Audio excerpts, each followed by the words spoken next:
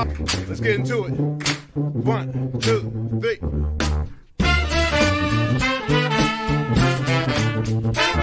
Let's get some more. Have your hands. Get some more. Let's get some more. Hello, and welcome to My Whiskey Den, your favorite public access whiskey review show where craft whiskey is king. Thank you very much for everyone stopping in with tonight in the chat. I see that we have Emily, Nita, a couple other people. John, you're in the chat already. So thank you for putting us up with us last week, John. We appreciate you having some thick skin. But tonight we are lucky enough to have Gene Nassif with us from Cat's Eye and Obtainium Whiskey. Thank you very much for stopping in, Gene. We really appreciate it. We have recently had some of the things you've been putting out, and we are pleasantly surprised and excited by a lot of the punch that you get out of them that you don't always from everywhere else. True. All right. So, Gene, what were you doing before you got into the field of sourcing with Obtainium? Yeah, actually still doing it. I'm still an attorney by day. I actually started Obtainium. It would have been my last year of law school going into legal practice, which was kind of scary to think about, like just graduated law school, like had my first job as an attorney, but like, hey, I'm going to start this company and see what happens. I'll tell you now, like just this year, it's been life-changing now. And I was talking to John, my partner, just last week, and it was like, this might need to be the full-time job, and the legal profession is going to be the part-time job by the end of this year. So, yeah, pretty interesting. That sounds like the best kind of switch you can, well, as far as we're concerned, the best kind of switch you can have. It is pretty good. Did you find being a lawyer or the study of law helping you out in starting up the distillery and your projects you're working on, everything with the business? Yes and no. I think it really helped with some of my negotiation and contract work. Negotiating contracts is a big thing in the source world. One of the larger things that's often overlooked in purchasing whiskey are the terms of the contract. And people might say, oh, what are you talking about? But, barrel loss is a real thing. If you buy 100 barrels, you might have 5 barrels that are empty. Making sure you have provisions within the contracts to make sure that you're covered is a big deal. Not every broker is willing to put that in there, but some of them are. And that just saved you $5,000, $10,000, $20,000. So that's a big thing. Negotiating deals with some of these bigger conglomerates, another big thing, especially, coming up. Now that you actually, now that our distillery has come to a point that we can purchase larger lots of whiskey, it just means that we can, really save more money by negotiating these things. Mm-hmm. Just getting a lot of love from the chat. Florida loves you is what they're saying, especially the Jonathan, family reserve.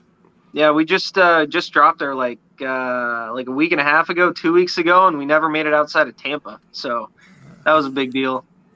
It was fast. I know I mentioned it to a few people in the state. I was like, hey, you know how you were complaining? You might have to drive a bit, but you can get some.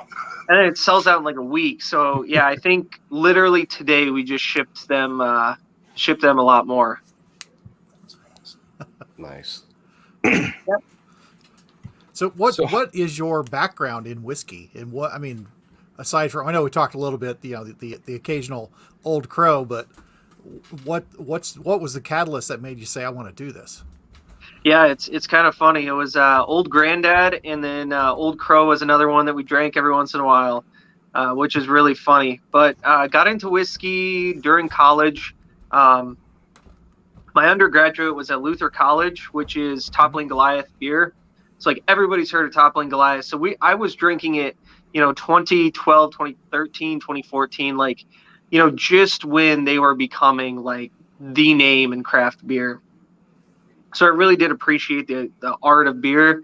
And I think a transition happened where I appreciated whiskey at a similar craft, or at least it might have had more, arguably, more craft than beer. and I kind of got interested in it, and that turned into, starting to chase after bottles. There was definitely a few times that I stood in line for some, Buffalo Trace products, but, I quickly expanded beyond that to, some interesting scotches, to your, some of the interesting Jack Daniel's stuff, to Heaven Hill stuff, to obscure stuff too. And it just kind of went down a rabbit hole. I think all of us have gone down some of that rabbit hole. Yeah. Clearly not as far as you have, but I mean, we've gone down a bit. It's Your uncle is upset that he can't get it in Tampa either. He didn't even get He got plenty.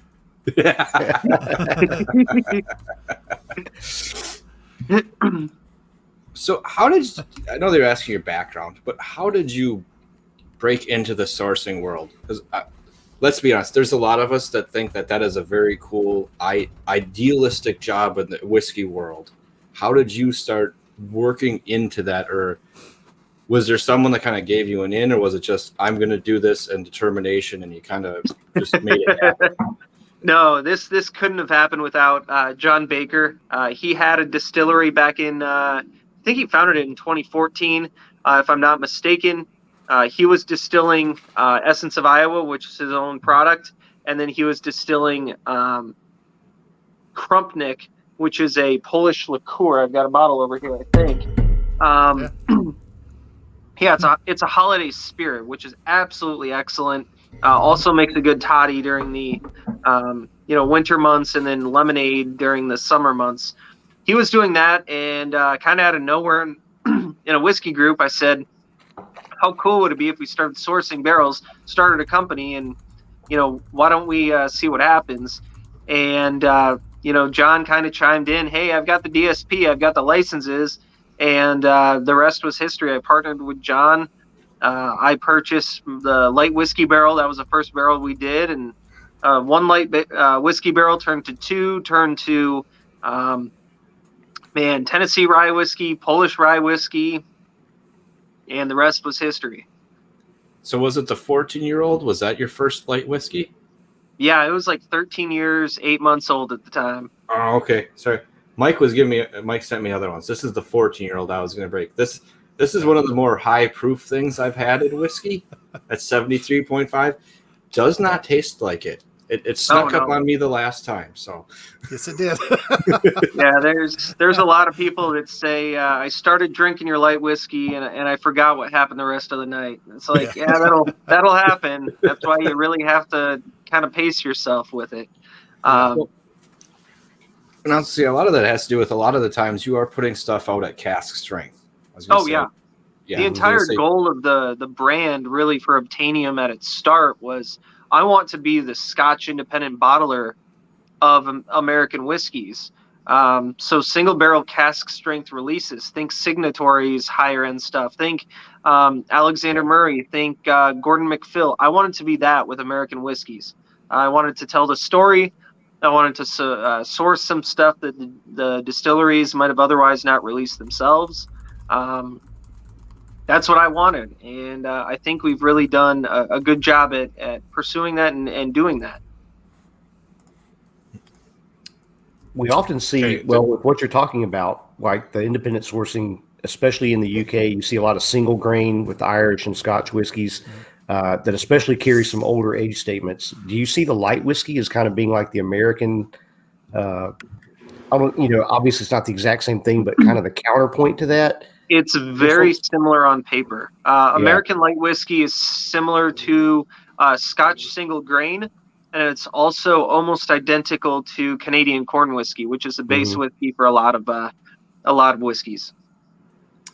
Do you feel like it has the aging potential that you see with a lot of single grain? Because a lot of times you don't see it till it starts hitting that 20 and 30 year point. Yeah, you don't see it bottled alone at under 20. You do see it in blends because, I mean, even your Johnny Walker Red Label is going to have single grain in it. It's just like 3-4-year-old stuff. The American light whiskey, I don't think can age that long, the MGP stuff, only because the rick houses that it's stored in. I mean, I know that there's 25-year light whiskey on the market. Proof and Wood, Dave Schmier bottled some. But is it really, really difficult at that age to really get any product left? Yes. The Canadians do a lot better job. Right. At Climate's going to have a lot to do with it. Yep, climate and then palletized. So the stuff that I told you guys earlier that I purchased today that was distilled the year I was born, 1994, which is pretty cool. That stuff was all palletized, and it was in a warehouse that was fairly well insulated. So it really didn't see the temp variation. And I asked the guy, I go, am I going to get nothing out of these barrels? And the guy goes, we see around 3% loss a year. And I go, okay, what does that mean after that long? Because, 3% adds up. And he goes, you should be able to get like over 30 gallons out of the barrel. And I was like, what? Like, I can't get that out of light whiskey that's half the age. Right. So, that says a lot. Friend Don Rance is saying that Canadian corn whiskey at 20 years plus, when blended with an old rye, can be quite stunning. Yeah. And actually, he'll be on next week when we're having our kind of our Irish whiskey night, I guess is the best way to put that. He's an Irish whiskey ambassador that just doesn't have a job. No one's picked him up. It's like listening to history and go. So it's going to be a fun time for that. Excuse me. So I have a question about the Polish rye. So go ahead. Did you find that when it was? I guess they had already brought it over to the United States with them. Yep. And how did you get hooked up with them? Because I mean that's a score. That stuff is. I've got like 4 bottles of it. It's I'm really good. I'm trying to get more before it just. I mean, I'll tell you right now, we're out. But it was distilled by Kazuba and Sons. We put the name on the label. We put the distillery name on our label. My understanding is that they moved to the United States to the Florida area back in like 2014, 2015. They distilled a lot of stuff over in Poland and moved it all here. The story gets a little murky. I think the barrels sold because they wanted to finance their operation. But they sold to a broker, and then I purchased them from the broker. Have you tried any history there?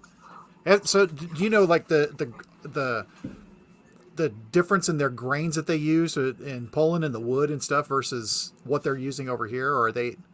I'm just curious if they're trying to get Polish grains to distill here too or not.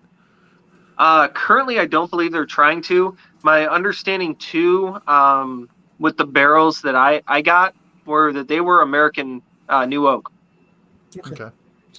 So, yeah. Oh. John and was it turned out wondering, very good. not that you have to, but would you happen to know the mash bill on the Kasuba one? And I believe it's 100 rye that we got. Rye. Okay. Yeah. It's either 100 rye or 99 with a little malted barley to get it kickstarted. That's okay. That was just one that we really liked, and like we said, it has a lot of strong flavors. And when we had Jason from the Mash and Drum on, it was like a 20-minute turnaround. It was this awesome voyage that he went on during that 20 minutes. Like right away, he was like, "Oof, I don't know," because he's not a big black licorice fan. Like I'm not either. But I was gonna say like over like 20 minutes, I don't know if I hate it or I like it. I like it.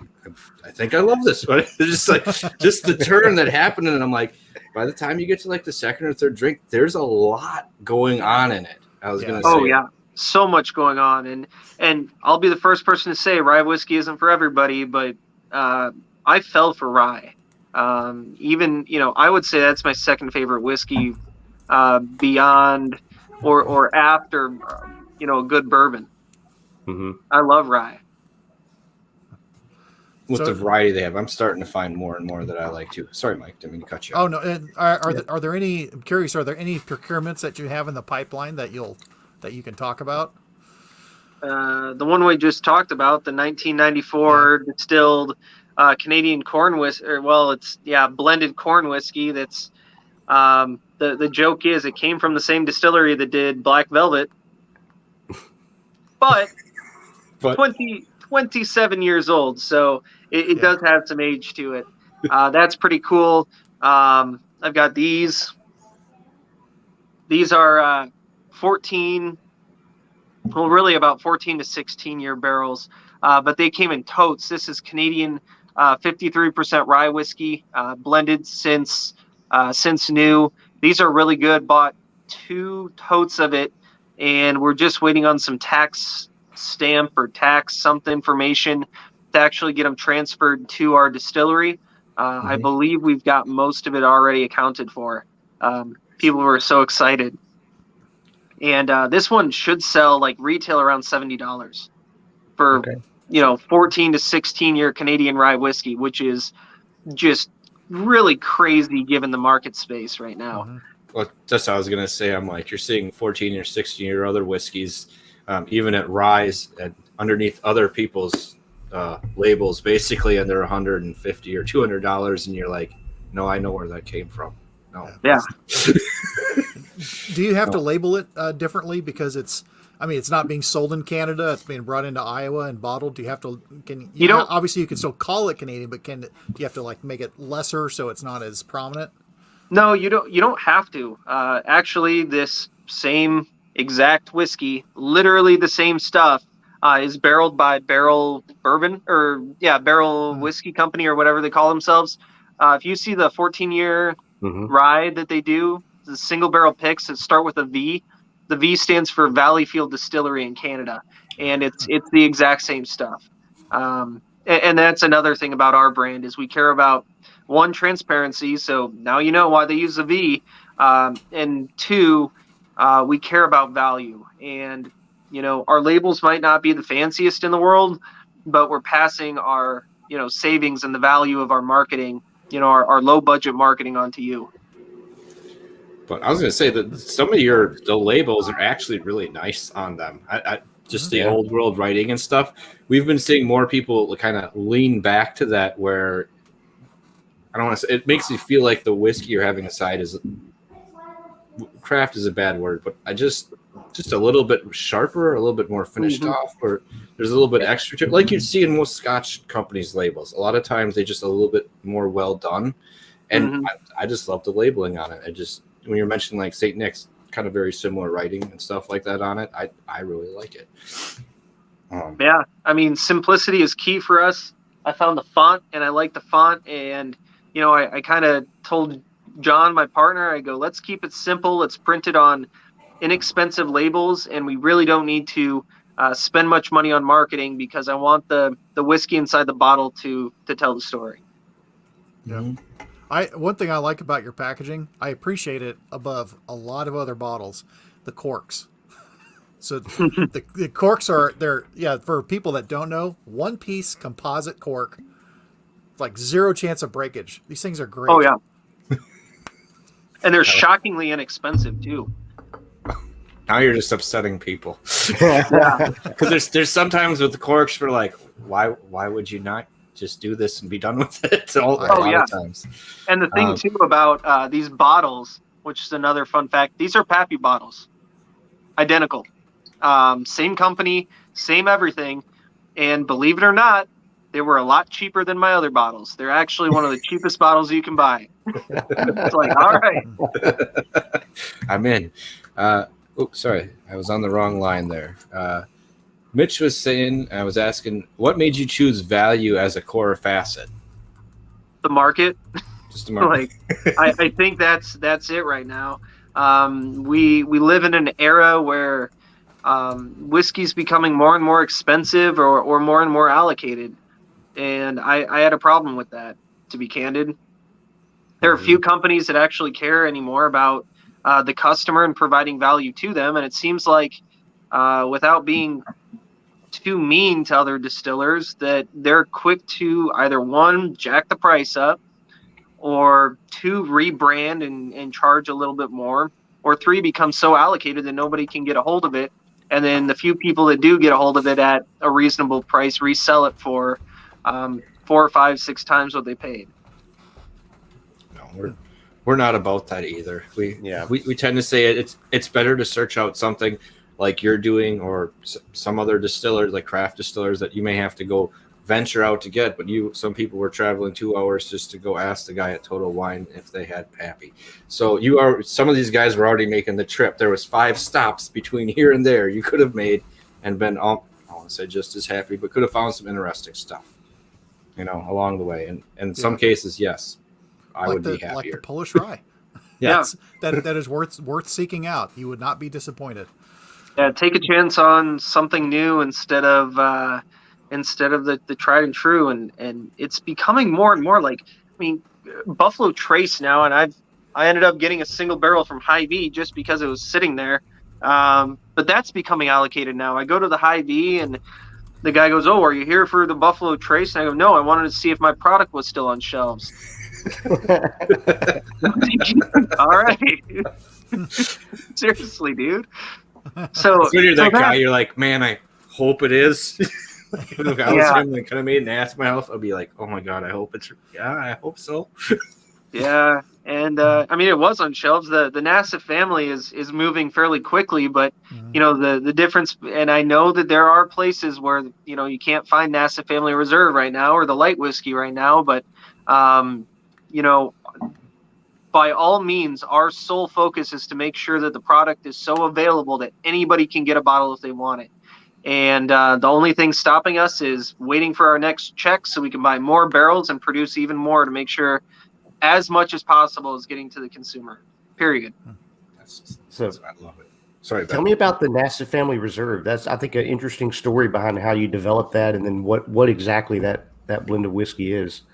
Yeah, it's kind of a funny story too. This is the Nasiff Family Reserve. This kind of came. Here we go. This came from my wedding. So about a year ago. I guess a year ago now. It would have been my engagement party, and I wanted to blend a whiskey that would have been more approachable for my family. Mm-hmm. So God bless them, but 140 proof whiskey isn't for everybody. So I was like, why don't I do a little blend?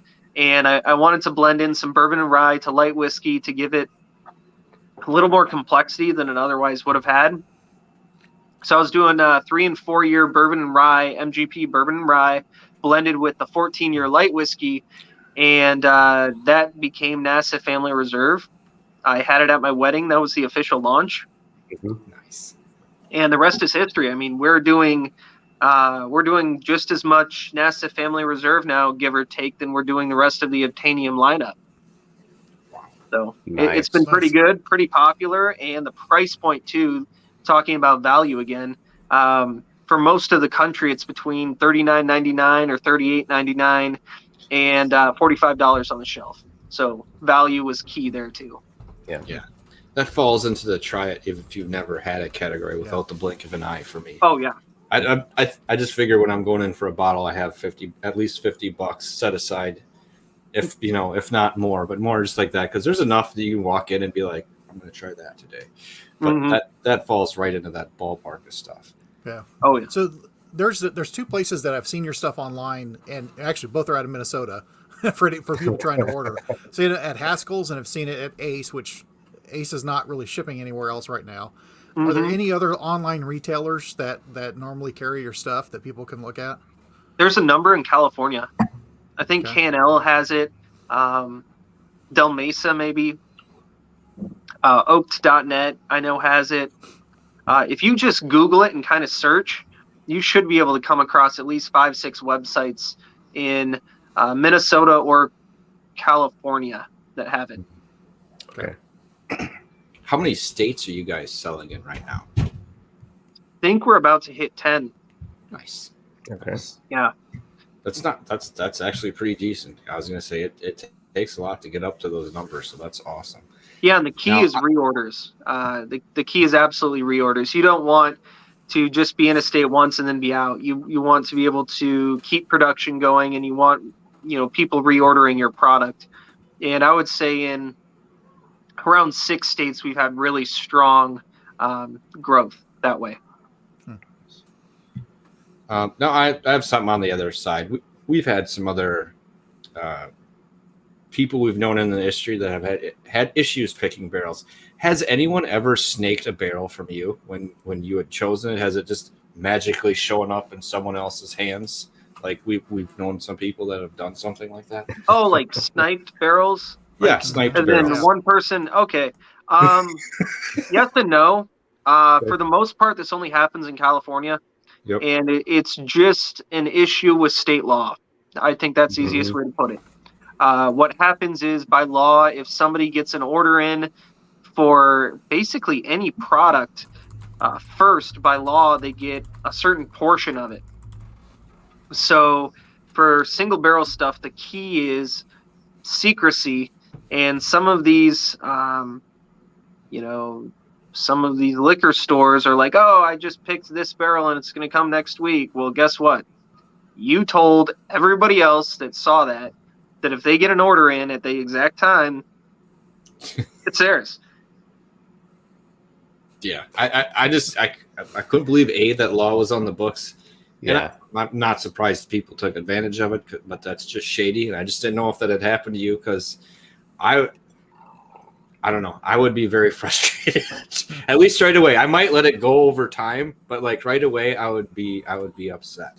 Yeah. So have you steered clear of California? No. Okay. It's actually my second biggest by volume state. Okay, very cool. Yeah. Wow. So I have to ask you a question unrelated to whiskey. Oh, all right. You're a native Iowan? Yeah, native Iowan. Born and raised in Cedar Rapids, Iowa.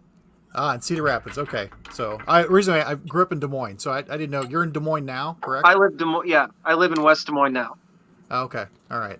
I was curious where you went to school and what your stomping grounds were. Yep, Not that Cedar we have Rapids, anyone Iowa. the same age, because I was married longer than you're alive, so I thought you were getting at like a restaurant question, like have you eaten here or something. I didn't know where you were going with that. I do have. Well, I mean, my in-laws have a restaurant in Des Moines, but I'm not going to shamelessly plug it. What's a restaurant? Huh? Is there one you don't like in Des Moines? Because I'll ask you that first. You know what? I love a ton of the restaurants in Des Moines. I'm a big restaurant fan of this area. All right, they own Star Bar. Oh yeah, I've been there. Yeah. So shameless plug. Shameless plug. That's fair. We're cool with those. You can do those all you want. Oh, hey Fred, thanks for stopping in. Mr. Fred. And on that note, if you don't have your tickets to Distill America for Saturday, hop on distillamerica.com and go grab those for $20. Everything goes to charity, and it's fun 2 to 3 hours. Well, Fred says he could take it longer. Who knows how long he talk for? Well, the initial program is 2 to 3 hours. The after 2 to 3 program hours. program with Jay Henry and Fred could go a lot longer. That'll be fun. That'll be really fun. Yeah, they have a pretty good lineup, and I think people are talking for about 20, 30 minutes each. So they got a nice set with what's going with that. So I'm looking forward to it. I'm just hoping like a place around here will pick it up, because they wanted a lot of restaurants and businesses to, like, if you want people to come in, make kind of a night of it, draw people in, but we're hoping some people in Green Bay take that up. There's been a bunch of places in Madison that have. What did Mitch? Speaking of restaurants, do you try pairing your whiskey with food? Do I? Yeah. I have before. What do I enjoy? Oh, Aldi has they're like wafer crackers from Germany, or like wafer cookies. I really enjoy that, like, a lot. Aldi has some of the best whiskey snacks. Oh yeah, this is like perfect with whiskey. I mean, it's all their crackers and their sausage and stuff. It's perfect. Mine doesn't sell whiskey, so I'm having a hard time pairing. Ours doesn't sell whiskey. Ours sells wine, but not whiskey. Snacks. Sticking off the, like, I don't want to go right down the path of stuff, but who are some of the people you looked up into the whiskey community, or ones that kind of like changed your way of thinking, kind of gave you confidence or guidance along the way, that kind of helped put you further down this path? Oh, that's an easy one, like a really easy one. There's a few people. Number one is Dave Schmier. Dave Schmier of Proof and Wood, and Dave Schmier of Redemption Whiskey. The guy is a legend. He really did pave the way for MGP being like a legitimate source for whiskey. And he hates it when I say it, but I do think that he will be the Pappy Van Winkle looking back of MGP, just like Pappy was to Stitzel. Obviously, a little bit different because he never actually worked there. But apparently he had the chance to buy MGP. He didn't. But there was a time where it was actually that cheap that it could have been done. See, all the neat little things that I didn't even know that, but I hadn't gotten into too much. But I was going to say that's actually pretty interesting, and it's neat that you have that perspective on it as well too. I was going to say sometimes people don't. I don't want to call someone a living legend, but don't realize the legacy that someone has until it's gone. Yeah, until it's gone. I'm just being able to recognize that is awesome. Yeah, and I know that he hates it when I say that, but it's true. Like, whether he likes it or not, he really did impact the industry that much. And looking back, people are going to say that, absolute legend. So that's cool. And I reach out to him for a ton of stuff. Even today, when I was thinking about buying this Canadian whiskey, I was like, hey, you want to split want to split it with me? We can get a better deal if we all go in on it. So that's good. That's awesome. It's good to have mentors like that as well, too, that you're able to bounce ideas off of. And because a lot of times someone else might have already had it or gone down that road and be like, no. Yeah. Or here's why. It's happened. It happened like 2 weeks ago or 3 weeks ago. I said, the big debate recently has been, can you source a bottled and bond whiskey? That's a fair question. I don't know if I was talking with you or other people about it, but I know I was involved in a discussion about this. You can. I did my legal research, and I am 99.999% sure all of the case law as well as the law itself does not restrict it. In fact, the law kind of states that you can by saying that if the DSP that distilled it is different than the DSP that bottled it, you have to list both on the bottled and bond product. So that implies in and of itself that it can be sourced. You just have to, put the two DSPs. So what I was thinking is if I can do a 4-year bottled and bond MGP sourced whiskey right now in this market and charge, let's say $35 a bottle, I think that could be a very hot product just because people appreciate value now more than ever. No, I think that's true. Yep. I think bottled and bond seems to be, it seemed like it was something for a while that was kind of fading out, but it seems like it's really coming back into its own with a lot of distilleries putting out bottled and bond product. Well, I kind of like that it's like it's a winery putting out a vintage more so. Where you will have some variants, but you should have the core flavors together. But I don't know. I think it's neat and quality. No one should be playing with it. I mean, that shouldn't happen now, but I don't know. It's an interesting thing, and I like it. And I think you should, like you were saying, you should easily be able to do it. You're going to have bottled and bond on it anyways, because that's part of the selling point of it. So I don't know. It would be weird if it wasn't. So I like that. It's all about value too. Like in this market, I think people are starting to appreciate the cheap stuff more and more. One of the big ones. Yeah, well, we'll see where that ends at price in a little while. Well, that's another thing. Buffalo Trace will probably triple the price, and who knows? But the point is when it came out, it was $20, $22, and just fantastic stuff. Oh, I totally agree with you on that. This thing going slow. Oh, and happy birthday. Yep. Yeah. Apparently that's tomorrow. We want to wish you happy birthday early. Yeah, sure. Thank you. You're only 27. You're not allowed to be that hating of your birthday yet. Yeah. I can still get whiskey as old as I am. That's right. I think that's what Mike did. You switched to, what was it? A brandy? I did brandy. I turned 50 last year, so there was no way. I mean, I could find a 50-year-old whiskey, but then I was even going to do two 25-year-olds, and then finally I'm like, oh, I can get a 50-year-old brandy, and it was really good, and it was for a really good price comparatively to whiskey prices. But yeah, I wish I would have stockpiled stuff when I was younger. So yeah, you're off to a good start.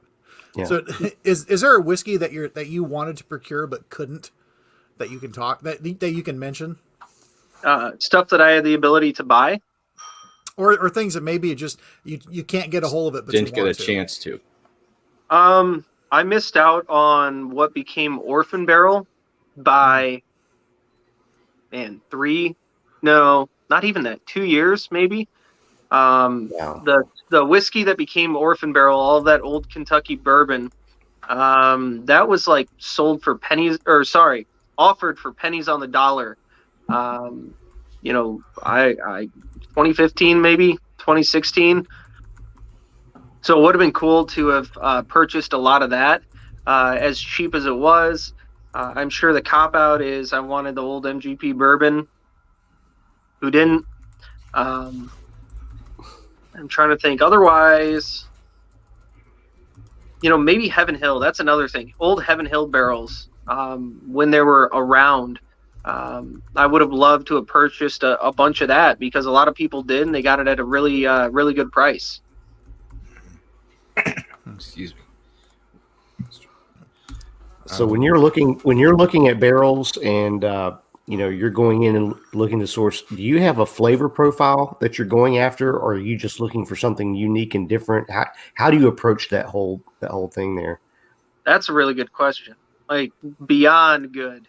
And the reason why it is because I don't do what a lot of people do, in that a lot of people are looking for, they've got tunnel vision. I want MGP, or MGP Barton, or some people like Dickel. Mm-hmm. I personally like it, but let's think what is it, Uncle Nearest, they sourced from Dickel. So like I need this exact whiskey, and I need it to be in this age range, and that's all I want. And I need a lot of it that's within this flavor profile. Mm-hmm. I'm the one that people call when they've got a Poland distilled rye whiskey that is first off a very good price. A lot of this stuff that doesn't have the fancy name, and by that I mean MGP. Everybody knows what MGP is, but people aren't willing to take a chance on a Poland distilled whatever, or people aren't willing to take a chance on a Canadian distilled from a non-major. So it's Valleyfield versus Alberta. I'm the one that is willing to look beyond the realms of what people are used to, with the idea that I can first find value, and second off find something that's interesting that deserves to be bottled. And a lot of people don't understand that they're so used to a certain flavor profile, 95.5 from MGP. That's the only rye that they know of. Or it's got to be MGP bourbon, or it's got to be the Barton profile, that they're unwilling to try something new. And I'm the person that pushes people to try new things. And the reason why, or my ability to do that, is by providing value too for the consumer. Mm-hmm. So it's not going to charge, it's going to be most of the time a cheaper option. Mm-hmm. ADHD Whiskey says hi, and so does Matt from Whiskey Crusaders. He was saying that your brokered barrels are the bomb, and we agree. We agree completely. Awesome. Yeah. So are you going to try to continue on, like, let's say, I know we keep talking about Polish rye, to try to continue to get Polish rye from them, or it's like, you know what, we're going to move on and try to get new things? Are you going to try to repeat, or how, nope. or always looking for something new. The light whiskey, it came and stayed just because it was so popular and it was still available. The Polish rye is gone, as in the distillery moved to the United States, and it's no longer the same exact profile. Mm-hmm. So I'm always on the move, always looking for something new, and that's kind of what makes Obtainium great. Is it's looking for the next interesting thing. Well, and the name sounds cool, but it also is a very good explanation of being able to get your whiskey. I really liked it. Yeah. Well, because at first I was like, "Damn, that's nice." I'm like, like it has like presence to it when you hear it, and you're like, "Oh," and it has value. It has meaning, but besides just being cool. Yeah. Yeah. Were you still able to procure things last year? Or how much did that change for you? Oh, during the pandemic? Yeah. Yeah. Oh yeah, nothing stopped. Yeah, Even that's like another samples thing. from other countries, no problems with that. Oh no. Really? Okay. No, didn't have any major issues. Biggest issue recently has been the Canadian importing. I bet some of the whiskey I bought in Canada has been delayed, a month and a half due to import issues. So that's really the only big hurdles. But otherwise, transacting business hasn't changed much. That's good. So glad to hear that. What were some of the most surprising barrels or things you've gotten to try since you've gotten to try a wide variety of things? What's some of the most exciting things you've gotten to have? The most exciting stuff that I've had the ability to buy, one of them didn't turn out to be that great. I actually came across an American brandy that was just under 30 years old. It was kind of disappointing, and I don't want to say that, but it was so bland. I wanted oak, I wanted depth, but it was and of course, like me saying this as a whiskey person, it tasted like it was like third, fourth, fifth fill oak. So like neutral cask. Not that that's a bad thing, but like I wanted cask influence after that time, and really I got a very smooth product. I think that's the right term, and that when you get a scotch that's that old but is in a neutral cask, it's so well rounded. It really is a lovely thing, but that's not what I was looking for. Otherwise, the Barrel Whiskey Company did the Canadian whiskey, or not Canadian, sorry, Kentucky whiskey. Do you remember that? And I think Old Carter just did a Canadian or a Kentucky whiskey too. Those were distilled by Jim Beam. They were high rye, I think like Old Grandad, but then they were aged in used oak. And they were like 16 to 18 years old. And I was looking for like Old Grandad flavor profile, but to me it tasted like, again, going back to, it's like you took a bourbon mash bill and aged it like a scotch. Like you got the grain, but it was just so mellowed out over time. There was little oak influence on it. Not that was a bad thing, but it was just something where I was expecting one thing and got another. How about transversely? What were some of the bad barrels that you got to taste? Like, did any of them stand out once you had them that they were like, I don't know, just disturbingly bad? Yeah, I mentioned it earlier. There was a certain Kentucky distillery that's fairly new and is known for sourcing or bottling Stitzel Wellers somehow. Who knows how they got a hold of it? That'll give enough away. But they had a malt whiskey that they distilled, and it really wasn't very good at all. And I like malt whiskey, and it was bad, like bad. Do you ever hope to source from overseas? Because I know you mentioned you like Scotch. Are you hoping to pull anything from over there at some point? Yeah, now that the tariffs are like gone. Yep. That could be a possibility. The problem is competing in the market space, as a lot of people don't really realize. You have to bottle Scotch over there to call it Scotch, and then bring it over. So a lot of the margins actually lost in that process for an American. Are there other markets you're curious about, like Korea or India? Even Israel, they have a few places coming out. So India, absolutely. Yeah. South America, even, I found some malt whiskey that I enjoyed from down there. Forgot the name of the distillery. And then rums too. that's a whole different game. Mhm. Sorry, whiskey's enough. I was going to say for me to keep a hold of. When you start getting into rums, that's where I started my love of alcohol is with rums. It was. Was it like Captain Morgan or was it like good stuff? Okay, like the very first little bit. That yes, it was Captain Morgan, and I did raise my knee up a few times, through college, but no, it progressed out of that mainly because I was getting like stomach aches, a little sick from it, and that might have been the sugars with a lot of the soda as well too, or just that low quality rum. It's more the sugars. It's more the sugars. I know it was the sugars from the Captains and Cokes or the mixed drinks. That was my fault. As you get older, drinking it neat becomes so much easier. You're just like, I don't know. I don't really want to add all this extra stuff. It doesn't work. Yeah. So you've done some finishing with some of the things that you've obtained. Yeah. You finished some of the Polish ones, correct? Yeah, in red wine casks.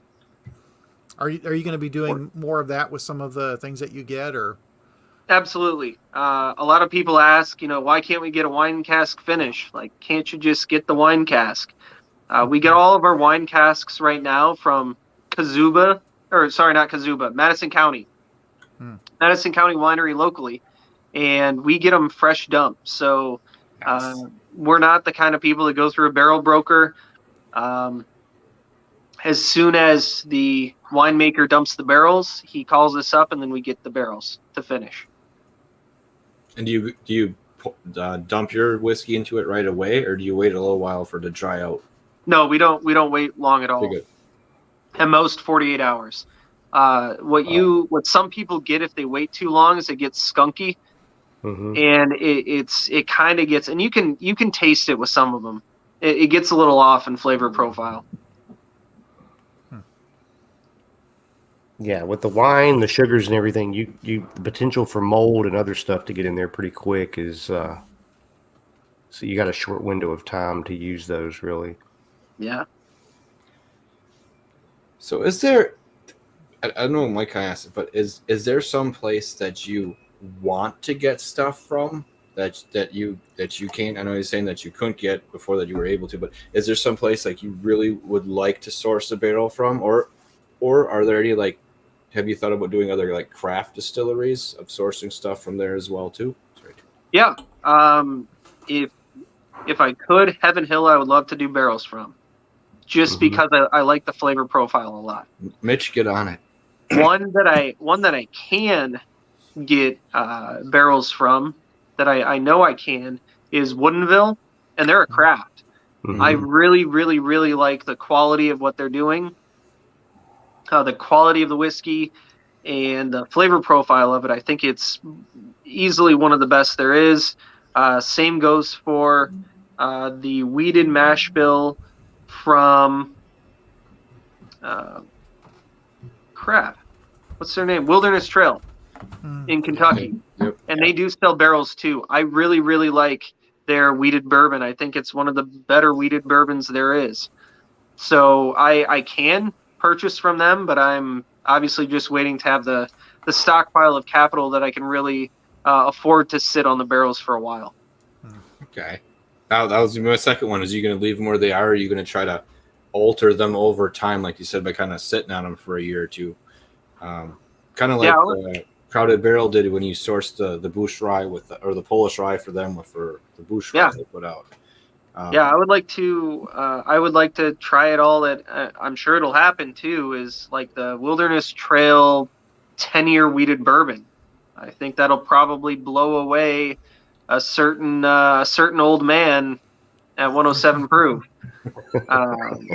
I think it will. I think at 10 years old, Wilderness Trail's weeded bourbon will blow away any pappy there is.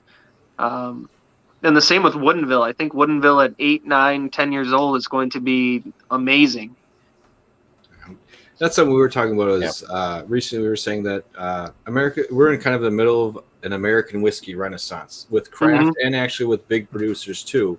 You're starting to get a lot of options that are really good, and you're starting to get the range where the craft distillers are getting to that 8 through 10, 12-year-old range of stuff.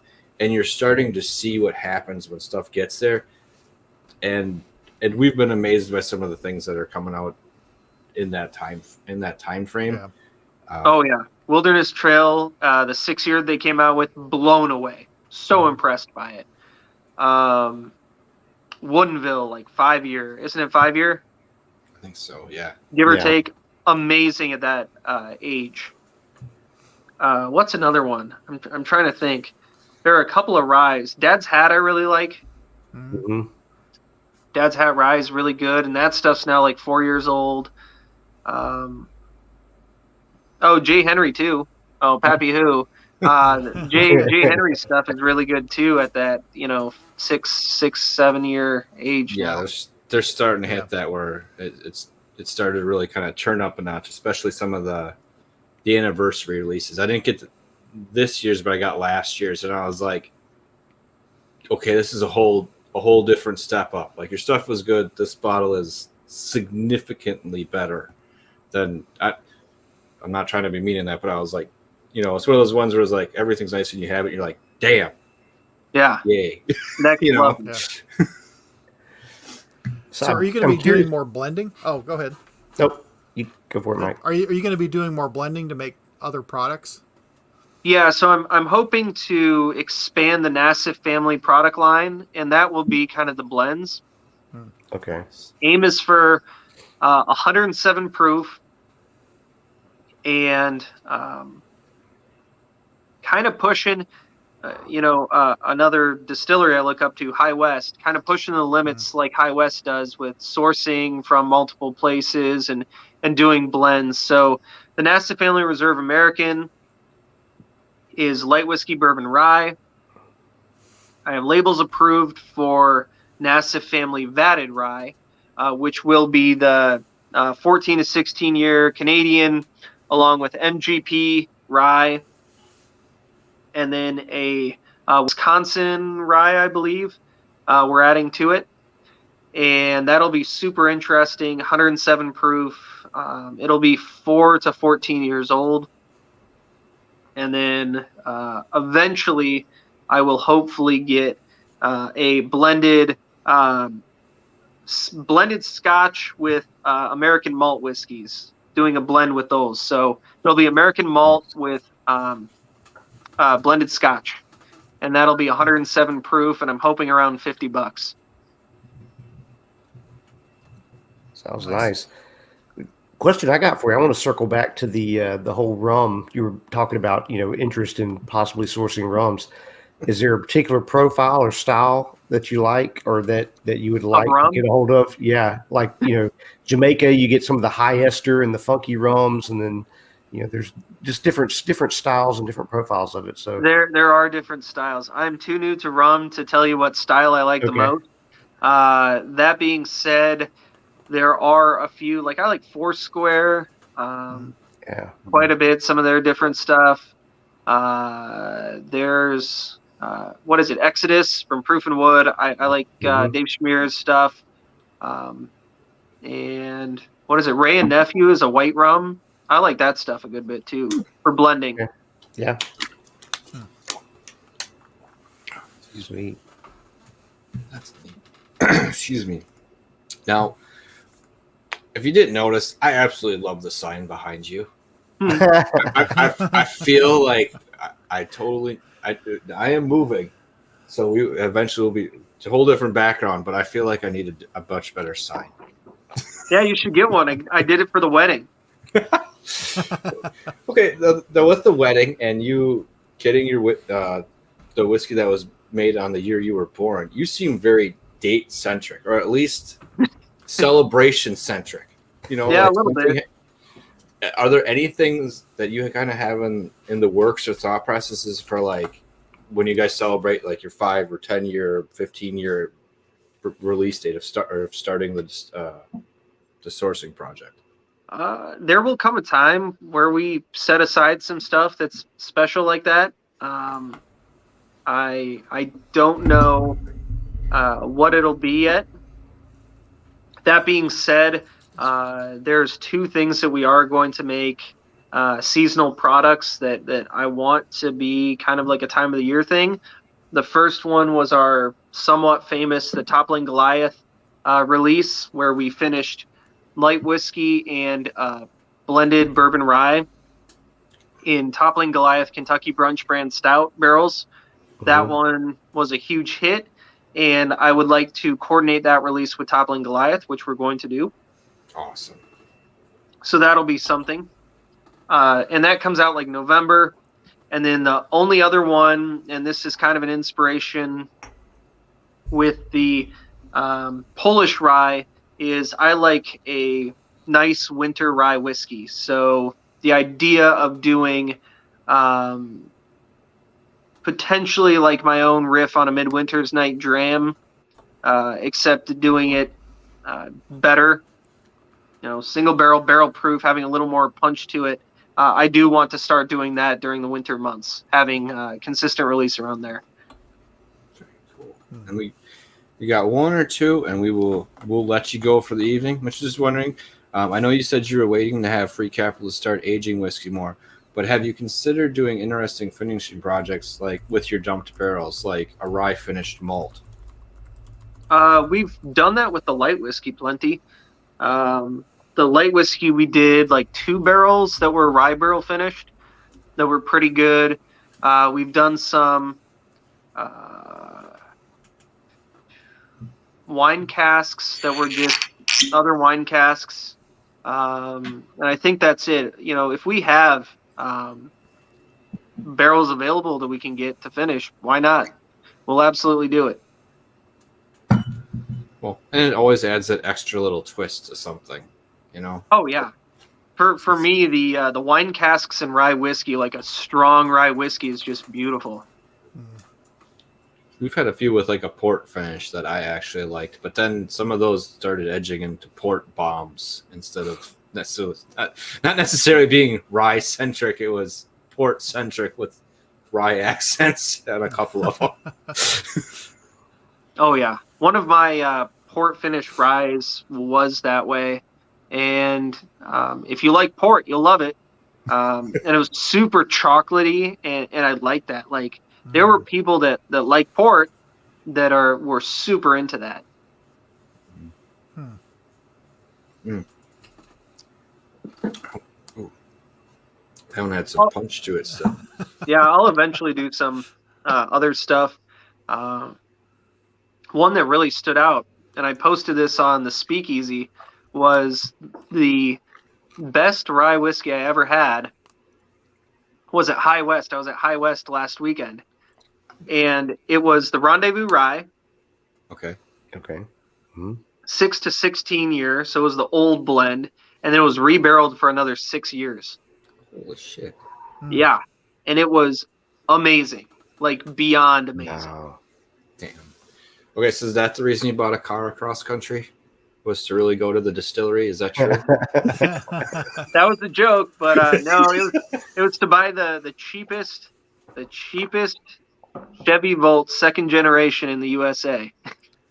Hey, I just like that it was a dual thing. I always think you should be going to some place for more than one reason. Oh yeah, it turned out really well. No, but that one sounds pretty awesome.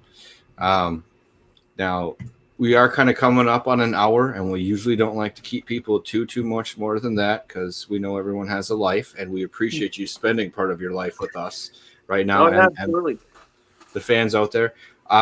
We've already gone over some of the new stuff that you guys have coming out.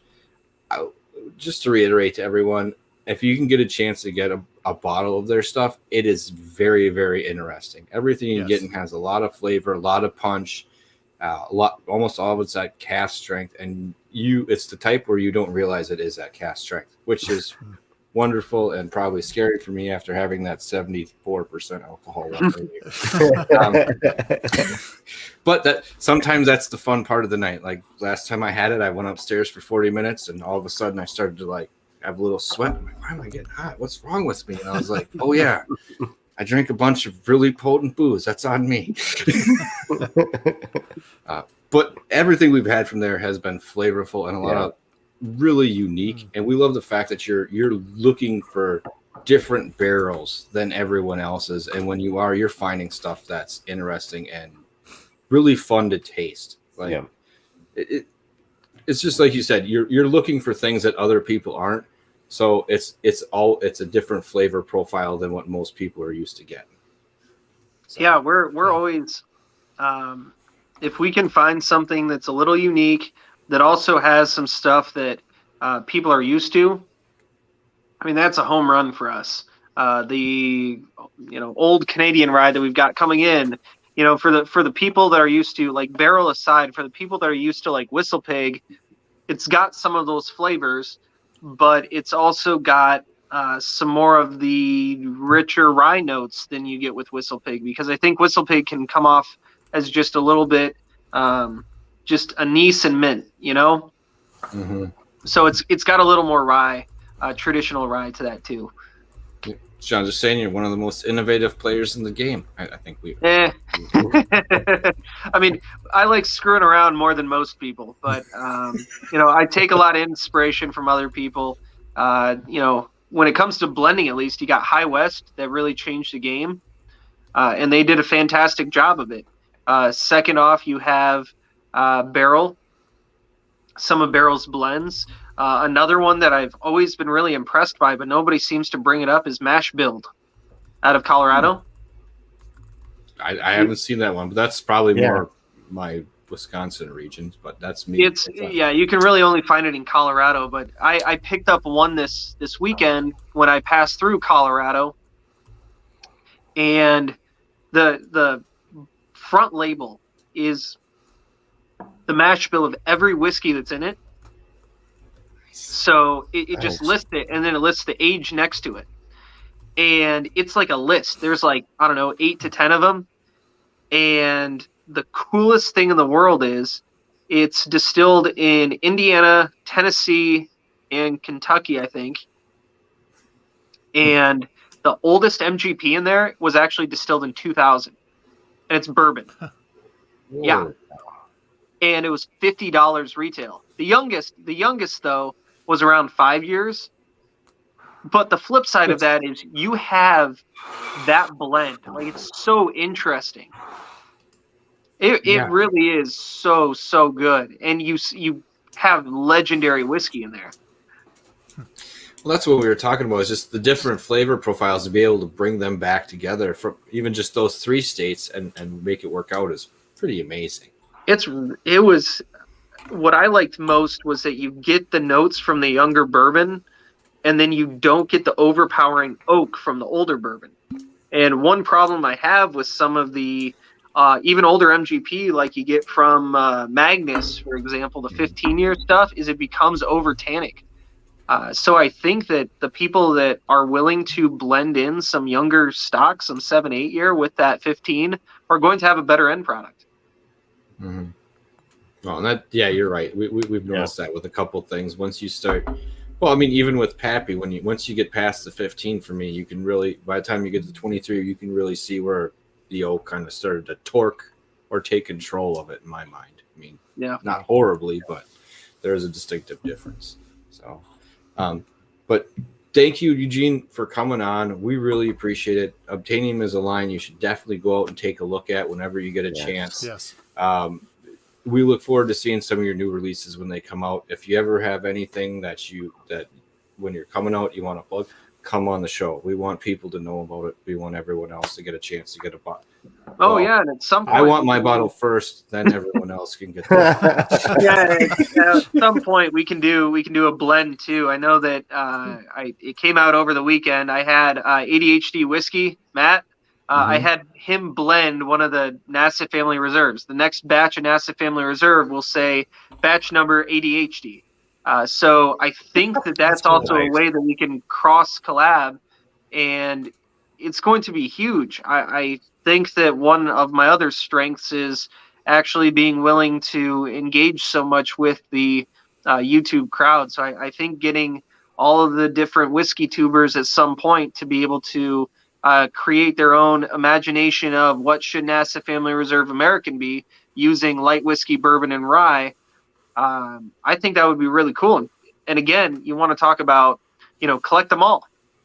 You know, There you go. That's right. compare from the different whiskey tubers. So Yeah. And that would be interesting to see their own flavor profiles and be like, oh no, we went with 58% bourbon, and someone else like, well, we went with 60% rye. So how see how this turns out?